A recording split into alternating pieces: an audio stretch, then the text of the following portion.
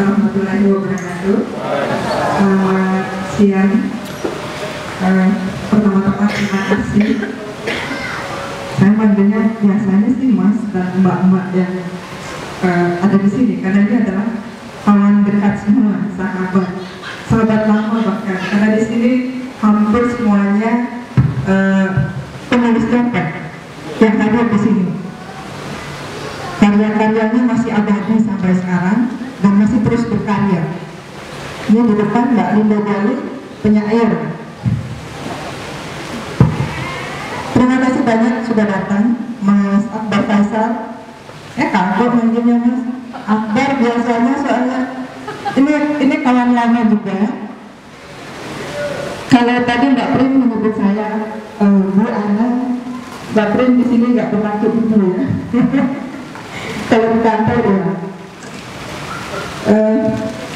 saya bukan penulis yang bisa menjadi contoh bagi penulis yang lain, karena saya sangat-sangat tidak produktif. Meskipun memulai menulis dari usia yang sangat dini sekali. Waktu kelas 3 SMP saya mulai menulis di majalah Hai, tapi sebelumnya sempat menulis di media daerah dan menulis cerita anak-anak waktu itu. Jadi kalau dihitung sampai sekarang itu sudah kurang lebih 30 tahun menulis, dan dalam rentang waktu yang panjang itu tidak banyak yang dihasilkan. Mungkin cerpen cuma sekitar 100 sekian gitu ya. Itu pun filenya saya nggak tahu di mana sekarang. Jadi yang bisa terkumpul di buku ini adalah benar-benar file yang bisa diselamatkan. Jadi ada beberapa cerpen yang lama, tapi ada juga beberapa cerpen-cerpen yang baru saja ditulis. Hari ini nanti kita akan mendengarkan Mas Akbar akan bicara. Ada beberapa teman yang sempat mengirim pesan ke saya. Dia bilang, kenapa Akbar Faisal, gitu kan? Saya bilang, biasanya kalau kita berkumpul, penulisnya sudah pasti adalah orang dari komunitas sastra, audiensnya juga dari komunitas sastra, kemudian yang membahas juga orang sastra. Kalau seperti ini, maka sastra ini akan menjadi eksklusif, hanya dinikmati oleh orang-orang tertentu. Nah, saya ingin hal yang berbeda. Saya ingin spektrum dari karya-karya fiksi dan sastra itu makin melebar. Silakan masuk Mas, ada Mas Damkuri di sana. Silakan Mas, langsung. Jadi saya punya pengalaman kemarin ya, minggu lalu. Kebetulan saya tugas dinas ke beberapa wilayah. Yang menarik adalah ketika acara formal sudah selesai, tiba-tiba sejumlah kepala cabang ya, yang ada di wilayah itu maju dan meminta, Bu, saya ingin foto bersama. Jadi saya lihat, lupa ada bawa buku gitu kan, yang biasa-biasanya tidak pernah menoleh, tidak pernah melihat buku sastra atau tidak pernah membaca buku sastra, tiba-tiba saja pada membaca buku sastra. Saya bilang, kalau nanti punya bestseller, itu nggak murni karena buku itu bagus, cuma kebetulan aja yang nulis itu saya, gitu kan. Tapi di satu sisi yang saya syukuri adalah bahwa kalau seseorang yang tadinya setiap hari bicara tentang kurs, ya, bicara tentang transaksi, bicara tentang berapa indeks saham gabungan hari ini, terus tiba-tiba sekarang membaca sastra. Dan saya bilang, kalian pasti nggak baca, cuma beli bukunya doang. Dia bilang, enggak, kami baca, bahkan ngasih ke istri-istri katanya buat baca. Ya saya pikir alhamdulillah banget gitu ya, bisa mengajak orang-orang yang biasanya ada di gedung-gedung tinggi yang ada di Sudirman itu dan sekitarnya mau membaca cerpen. Mudah-mudahan kedepannya kita masih banyak melibatkan orang-orang yang tadinya di luar sastra untuk bisa ikut terlibat dan bicara tentang sastra. sehingga sastra ini menjadi milik kita semua. Buku ini sendiri saya harus mengucapkan terima kasih kepada adik saya di sini, Ayu. Dia berdua dengan Fowler itu mengumpulkan file-file ini untuk dibukukan dan menyelamatkan dokumentasi ini. Tadinya buku ini ada di, maksud saya file-file itu ada di sebuah penerbit mayor, tapi kemudian karena prosesnya lama sekali dan saya ingin menandai kebetulan sekarang ini ada hal yang menurut saya satu momentum dalam hidup saya terkait dengan karir, maka saya ingin menandai itu menjadi menerbitkan sebuah buku. Cerpen ini memuat 14, kumpulan cerpen ini memuat 14 cerpen. Itu apa yang saya tulis saat saya masih berusia 17 tahun. Sampai kemudian berusia ya sekarang ini berapa ya mas? Masih pernah dari 17 mbak ya. Nah saya berharap tadi saya pikir ngapain memasukkan cerpen usia 17 tahun, tapi setelah saya baca ulang saya berheran sendiri, dulu saya bisa cerpen kayak gini gitu, kenapa sekarang nggak bisa ya? Gitu. Jadi ini ada 14 cerpen, spektrumnya lebar sekali ya, dari usia saya 17 sampai sekarang, dan hampir semuanya bicara tentang perempuan. Nanti mungkin saya tidak tahu bagaimana seorang politisi melihat buku ini, karena ini adalah buku yang bukan hanya sastra tapi juga menyangkut lebih banyak perempuan. Sementara yang bicara nanti adalah laki-laki gitu. Sekali lagi saya mengucapkan terima kasih banyak pada semua pihak yang sudah membantu acara ini. Kebetulan sebetulnya yang mengorganize acara ini sahabat saya Mbak Lia yang sekarang justru terbaring di rumah sakit. Jadi saya sedih sekali dan mohon doa mudah-mudahan bisa cepat sembuh. Kemudian semua pihak yang sudah membantu terselenggaranya acara ini, mohon maaf jika ada hal-hal yang kurang berkenan. Terima kasih, selamat sore, assalamualaikum. Sore atau siang ya, sore saya kira ya. Terima kasih atas kehadiran teman-teman semua.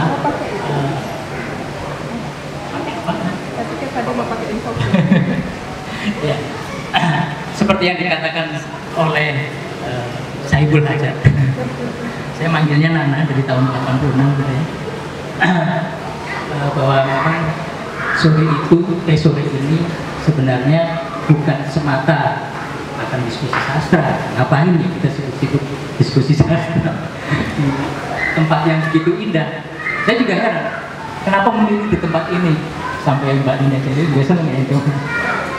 Saya kira sejumlah diskusi diselenggarakan umumnya di tempat-tempat yang berdekatan dengan atau berkaitan dengan buku, misalnya di toko buku atau mungkin di sebuah gedung kesenian atau tempat-tempat komunitas, bahkan mungkin kafe ya.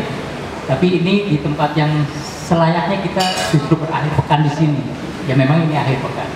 Jadi tidak salah lagi kalau tempat ini kemudian menjadi ajang reriungan, kangen-kangenan teman-teman yang selama ini mungkin pernah berkarya menulis bersama, artinya sama-sama tumbuh dari dunia kepenulisan bersama.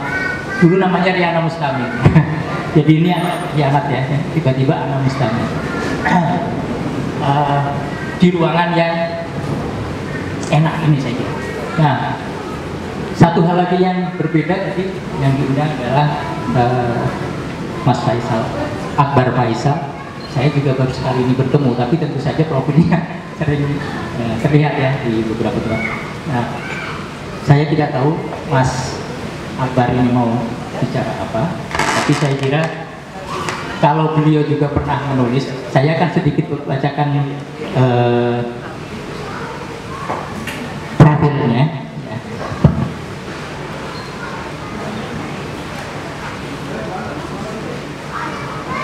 Ada 3 halaman sebenarnya ini, tapi kalau saya membaca semua akan menyita waktu. Kalau saya ringkas, ternyata ini sebuah ringkasan.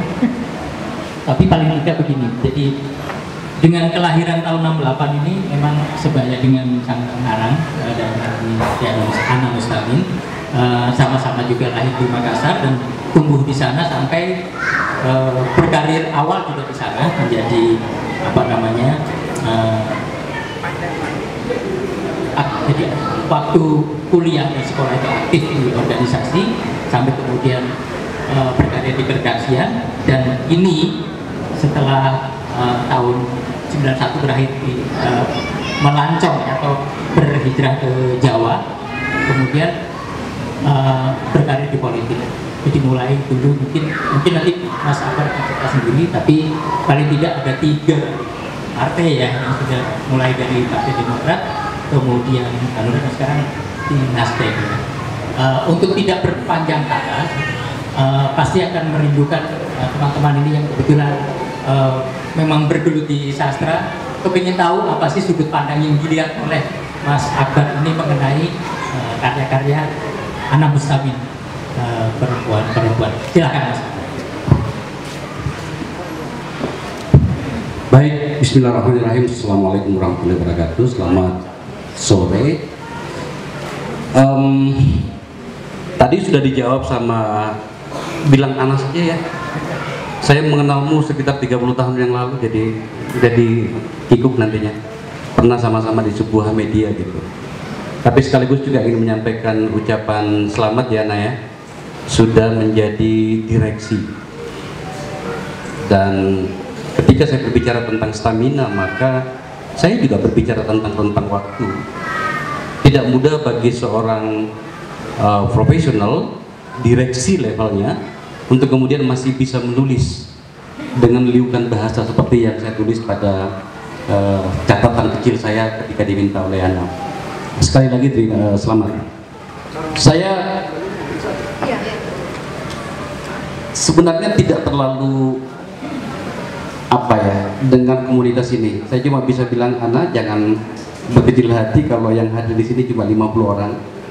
Inilah dunia kita, di mana kemudian kita lebih senang memang berbicara tentang sesuatu yang sifatnya slapstick, tapi ketika kita berbicara dan jujur pada sebuah kehidupan bernama kekuatan kata, dan itu adalah bagian dari cerpen, seperti inilah kan. Jadi jangan berkecil hati.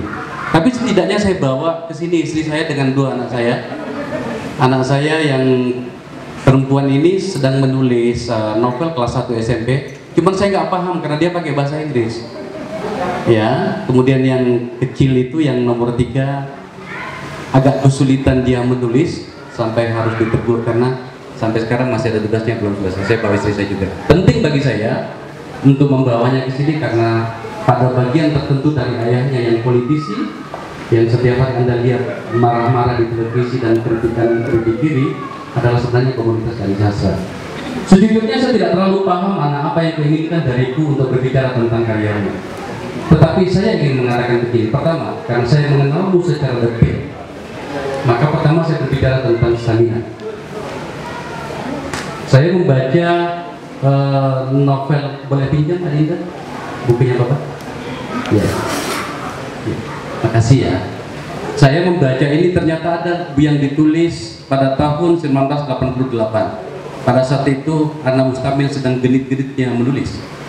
Di kota kami di Makassar, dia adalah salah satu penulis yang dibaca oleh banyak orang, apalagi pada saat itu belum ada yang namanya media sosial, belum ada yang namanya internet, ya belum ada. Dan kemudian dia mengambil peran di situ, karya-karyanya ada di Akhirat Cemerlang. Saya ingin memuji dulu nanti kemudian belakangan tak ya, tak puji juga belakangannya gitu. Dan hari ini tahun 2016, hebatnya Ana tidak kehilangan stamina untuk disiplin dengan pola bahasanya, diction-dictionnya. Ada warna Anita Cemerlang di situ, ada warna Hai di situ. Setahu saya, orang seperti saya misalnya, coba Anda, kebetulan juga saya menulis beberapa cerpen. Terakhir cerpen saya dibuat di Kompas, judulnya Radio Transistor gitu ya. Saya yakin Kompas salah membuat cerpen saya. Saya latar belakangnya itu memang sedikit berbicara tentang sejarah dan dan dialektika lokal. Mungkin karena saya terlalu terpengaruh oleh sungai berbatu, perempuan mandi di sungai dengan pakai sarung, rambut panjang, menggunakan beras sebagai bedak. Begitu saya begitu terpengaruh oleh cita rasa lokal itu. Tetapi Ana disiplin dengan pilihan bahasanya. Ada beberapa kalimat yang menurut saya tidak Ana banget, dan kemudian saya bahagia Ana bisa mencapai itu. Saya ambil tentang katakanlah segitiga emas, cerpen segitiga emas. Saya bacakan adanya terakhir. Setelah kemudian kita dipermainkan dengan pilihan bahasa yang melankolis, pilihan bahasa yang jujur butuh energi untuk memilih kata itu untuk sebuah rautan cerita secara keseluruhan. Tetapi kemudian saya agak terkesima di ujungnya ketika kemudian Ana mampu keluar dari jebakan ala Anita Cemerlangnya, ala tas Chanelnya pada beberapa ceritanya gitu ya. Dia katakan begini, kalimat terakhir, lelaki itu seperti ingin berziarah ke masa silam. Sebelum akhirnya ia tiba di jembatan Semanggi dan harus memilih di antara jalan simpang, meninggalkan segitiga emas selamanya atau kembali ke kantor jadi Sudirman untuk merawat luka yang batin, merawat luka batin. Ada juga pada ujung salah satu cerpennya, dan ini saya suka cerpen ini. Dia katakan begini, di jendela ia masih mematung. Saya baca yang terakhir, kalimat yang alinea yang terakhir. Kenapa sampai saya membaca ini? Karena saya mesti melihat dari struktur bahasa dulu, Mas Kurnia. Bagaimana kemudian Ana disiplin, tetapi kemudian pada belokan terakhir dia melompat, dan itu membuat saya kagum dan kaget sebagai orang yang mengenal dia dalam hal struktur kebahasaan. Dia katakan begini, di jendela ia masih mematung, menyaksikan gedung-gedung jangkung yang tetap berdiri angkuh. Senja meluruh dalam bisu, senja meluruh dalam bisu. Ada orang Anita Cemerlang, tapi berani memilih kata senja meluruh. Saya kebetulan orang bahasa, jadi saya agak berani berbicara begini di hadapan teman-teman. Ada Damhuri di sini, ada Damhuri di sini, ada Mbak Linda juga di sini. Ya agak memberanikan diri, tapi oke, kita berdebat soal ini. Senja meluruh di dalam bisu. Hari tersibuk dalam hidupnya berakhir. Hari tersibuk dalam hidupnya berakhir. Titik. Tapi di dadanya pertempuran kesunyian baru saja dimulai. Cakep sekali. Menurut saya sebuah pemungkas pada bagian cerpen ini yang menarik. Nah, yang selanjutnya adalah pemilihan tema. Ya, memang tema adalah khas Ana banget, tentang bagaimana kunjungan ke Bangkok, kemudian tujuan-tujuan wisata, belanja, tentang segala macam benda-benda yang bermerek. Itulah warna Jakarta, itulah warna wanita kita. Mau apa lagi? Sebuah realitas. Tetapi kemudian Ana jujur untuk menjelaskan itu kepada kita. Banyak yang ingin disampaikan oleh Ana. Saya harus mengatakan apa lagi ya? Tetapi yang ingin saya katakan adalah bagaimana kemudian Anda betul-betul disiplin dengan itu. Tidak mudah. Dan saya tidak yakin apakah bukumu hari ini sudah ratusan terjual sebelum masuk ke toko buku.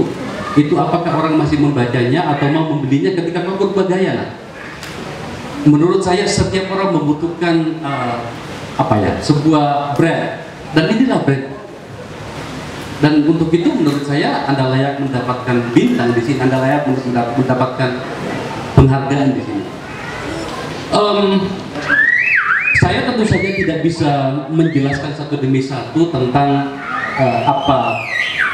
tema per tema dari apa yang Anda tulis di sini.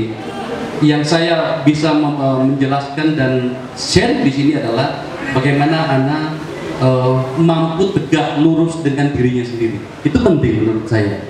Sebab ketika kau berubah gaya, bisa, ya saya katakan tadi, saya tiba-tiba mengatakan bisa saja kalau dihilangkan nama An Mustamid, enggak, ini banget saya sok tahu berbicara di hadapan Anda. Tapi memang hari ini saya memilih untuk sok tahu.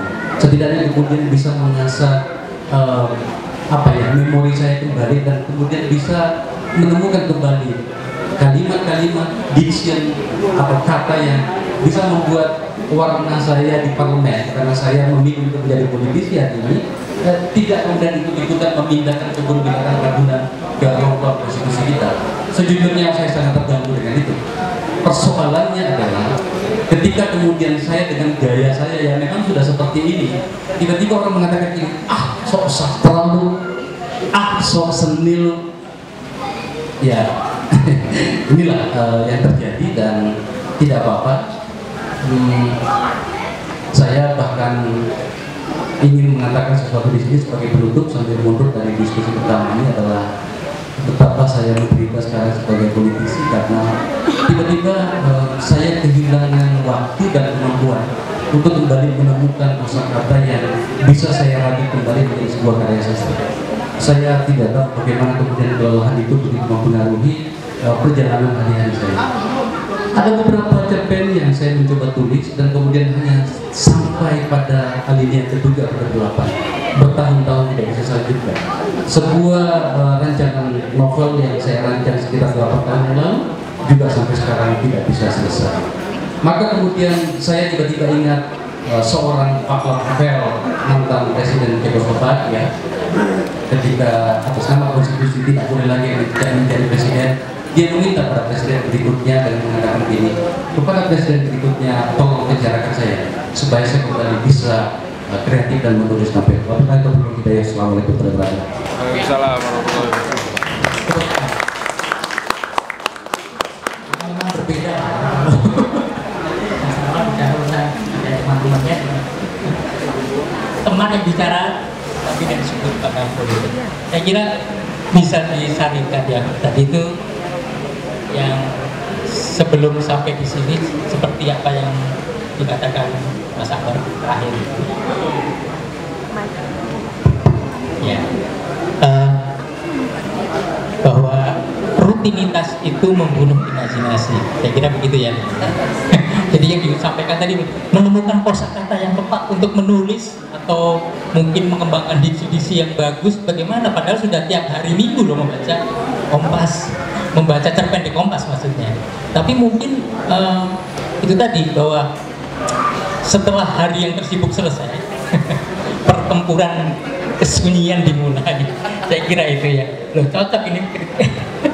Jadi yang dikagumi dari Mas Akbar tadi adalah stamina, ya, stamina. Saya kira saya juga jadi ingin mengingatkan Mbak Lutik, Mbak Laili Ranisi, Mbak Ida Adia, Mbak Tika Wisnu, di sana ada Zainal Tahir, politisi juga. Terus ada Mas Farid. Kalau Opung satu ini nulis terus lah, malah menerbitkan karya teman-temannya luar biasa. Dan kalau nggak salah 1 tahun atau 2 tahun yang lalu menerima hadiah Rancage karena mengembangkan tulisan-tulisan atau karya-karya dalam bahasa Batak. Jadi bukan hanya menulis bahasa novel bahasa Batak, tapi mengembangkan karena mengajak teman-temannya untuk juga ikut menulis seperti itu. Nah kemudian kalau memang ini tujuannya adalah tidak eksklusif, tapi untuk bahwa sastra itu menjadi terbuka, inklusif.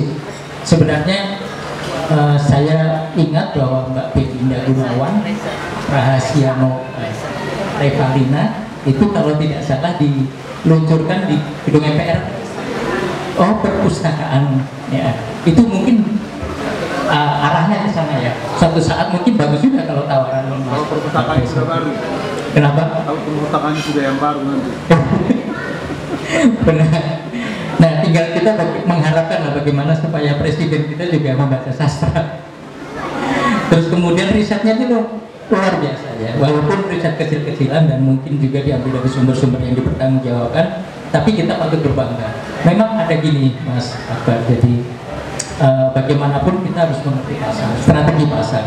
Penulis yang hanya menulis kemudian menyerahkannya kepada penerbit dan dia mungkin tidak aktif untuk mempromosikan bukunya, ya monggo karena gini, di Gramedia sendiri mungkin setiap minggu ada berapa judul baru masuk ke sana sehingga seandainya 1 sampai 3 bulan tidak bergerak, tidak terjual itu akan tersingkir sedikit, bahkan betul. Kemudian itu yang menyakitkan bagi penulis. Makanya kemudian beramai-ramai menerbitkan sendiri, kemudian dari Excel menjual lewat internet dan sebagainya. Memang mau tidak mau internet sebagai teknologi yang menurut saya lebih banyak positifnya daripada negatifnya yang harus kita gunakan untuk itu ya.